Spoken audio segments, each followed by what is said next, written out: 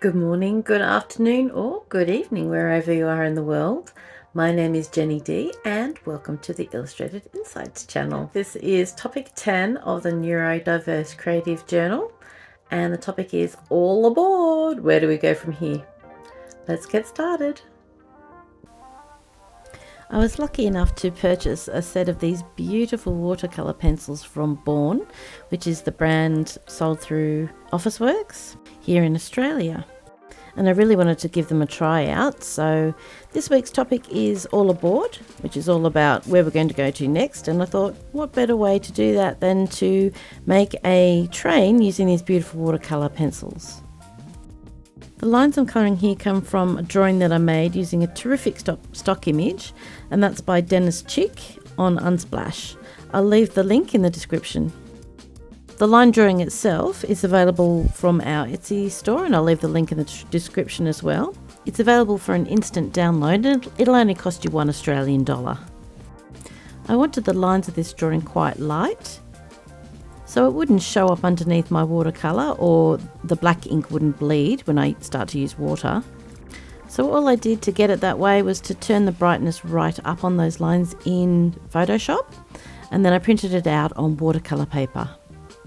Watercolour pencils are quite simple to use. You just lay down a nice layer of colour. You can mix the colours as you go, and then you just smooth them out with some nice clean water and a soft brush. I always use bottled water or distilled water, because if you've got chlorine in your tap water, it can actually dilute your colours and make them bleach over time. So as we watch me colour this train, which will be the feature image for my journal page, let's have a little talk about this week's topic, which is all aboard. So basically what I wanted to talk about was, where do we go from here? We've had 10 weeks of different topics from neurodiverse issues. I've created a brand new journal, and you've seen me make 9 different art journaling pages. So after this topic, what do we do next? Well, I'm hoping you'll come and continue your journey, or join our journey, to make meaningful art journal pages.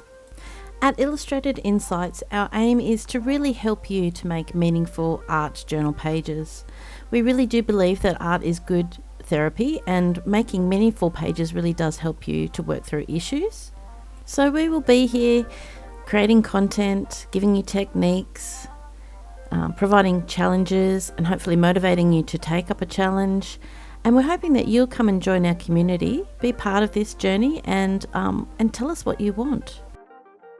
Just like you, we're always learning, and one of our major aims is to improve our professional knowledge as to how art assists as a therapy, whether it helps you work through issues or untangle thoughts, or whether for you it's just a pleasant distraction. So our next video is actually going to be a challenge. We will be doing a gratitude focus for a few weeks. So we'll be completing gratitude pages which express our own gratitude, and we'll be encouraging you to think about what you're grateful for, giving you some tips and tricks on how you can express that visually in an art journal. There will be more about that in the next video, where I invite you to join the challenge. But if you have already completed a gratitude page, we'd love to hear about it. So leave us a message in the comments, or even better, head on over to our Facebook group, and you can post a picture of your art journal page and share it with our community. Okay, let's get back to this all aboard page and finish creating our meaningful art journal page. As you can see, I was fairly loose and light with most of the colours in the majority of the train. But when it came to the details, I took my time, and I made sure that I made those areas a lot darker, as they were in the reference image.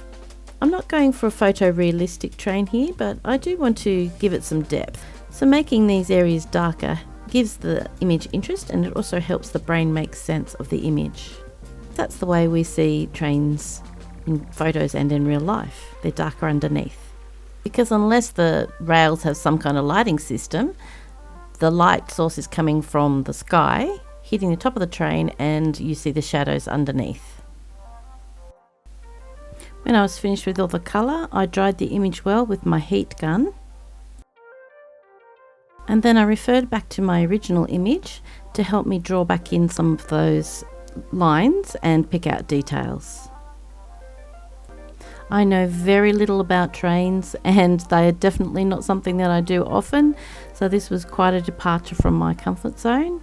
But I did enjoy looking at all those little details and wondering what all of these little tubes and mechanics were in the train, especially in the wheels and over the barrel of the engine.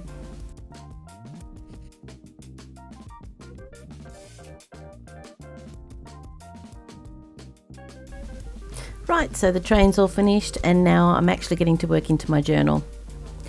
For this page I really wanted the writing to show through, so I'm actually using just a black ink pen, so when I go over this with the watercolour it will still show through. And I had a little test just to make sure that it didn't bleed or smudge everywhere.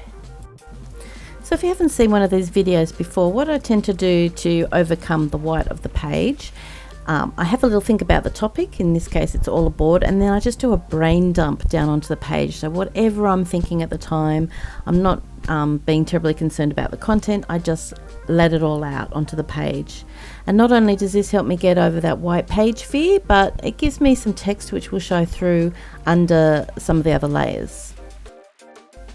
So to give myself a layer of colour, I use these water-soluble crayons. Most of them are art bars, some of them are from Winsor & Newton. And I just lay down some colours. This time I know that the page is going to be a sort of a red theme. I don't do this with every single art journal page, this process, but in this book I've been trying to keep them fairly consistent, so I've kept this process quite consistent throughout. So I lay down the colour, and then I use a soft brush and some clean water to spread that colour around my page and give myself a nice watercolour layer to work over the top of. And I always use too much water, so here I am drying it off with my heat gun. So then it'll be ready for my next layer.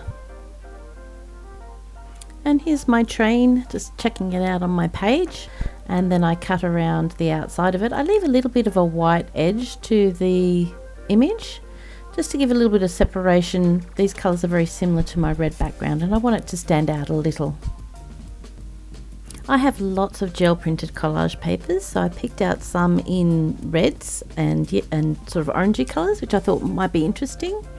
And then for this page I'm just tearing them into strips. Then I lay them down on my page just to check out how they all work together and to see where the train's going to sit. The train will sit on top of them, so I don't want anything that's really interesting to be hidden by the train. And I'm also trying to make sure that some of that journaling I deliberately did in ink will still show through, particularly some of the more interesting words or phrases I've got going on there.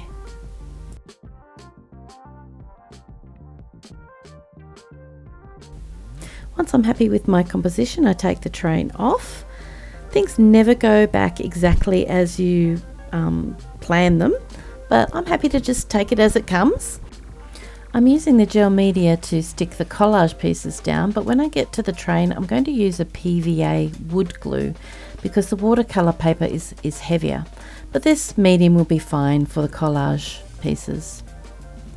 Every now and then I just pop my train on to see if I am sticking these in roughly the same place. And when I have everything down, I just give everything a good coat with the gloss medium just to make sure that all the surfaces are stuck down. Once that's dry, I use a very cheap white acrylic paint, and I know this one is quite transparent because what I want to do is to just roll some of this white paint onto the background and the collage papers just to unify everything so it looks as a whole rather than bits and pieces. Then I dilute some red acrylic paint with a lot of water to make it quite drippy.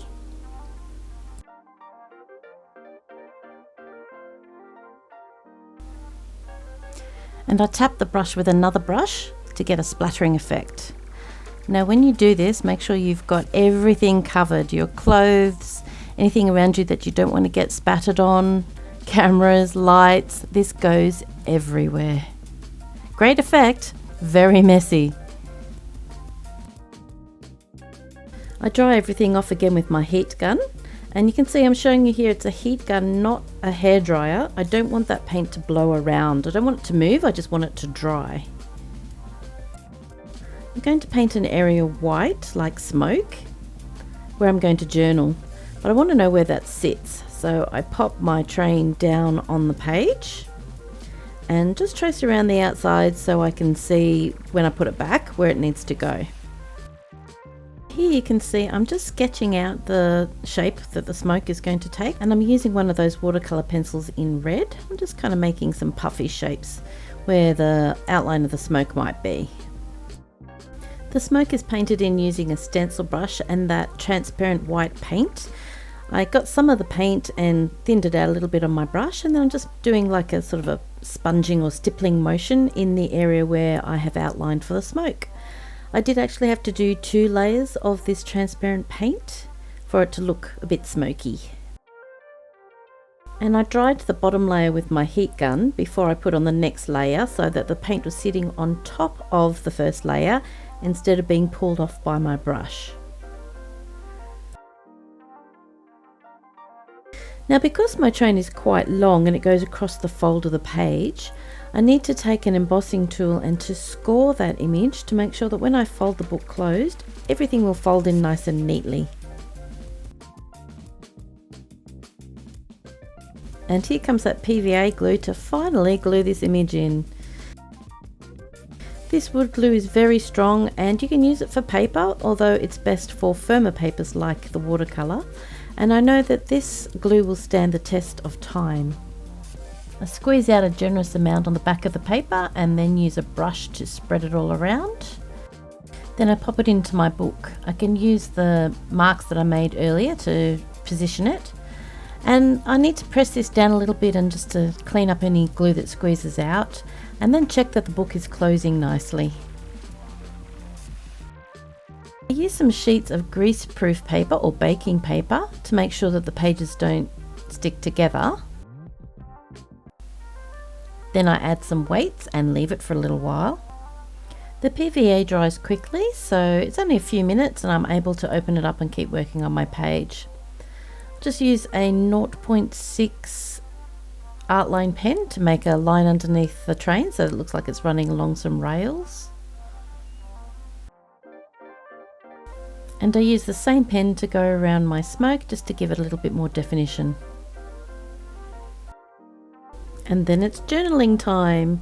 I just give it a really quick title with that 0.6 artline pen, and then I did the rest of the journaling with a 0.4 artline pen, which wrote quite nicely over the top of that cheap acrylic. Okay, so guess what? Now it's your turn. How about you make your own all aboard page? Where are you going from here? Did you get a diagnosis of being neurodiverse, and is that going to change your life in any way? Of course, we'd love to see your journal pages. Come and join our community, which is linked in the description below. And of course, we'd love for you to add a like and to subscribe. It'd really help our channel, and you won't miss out on the challenge which is coming up next week. So let's have a look at that finished page.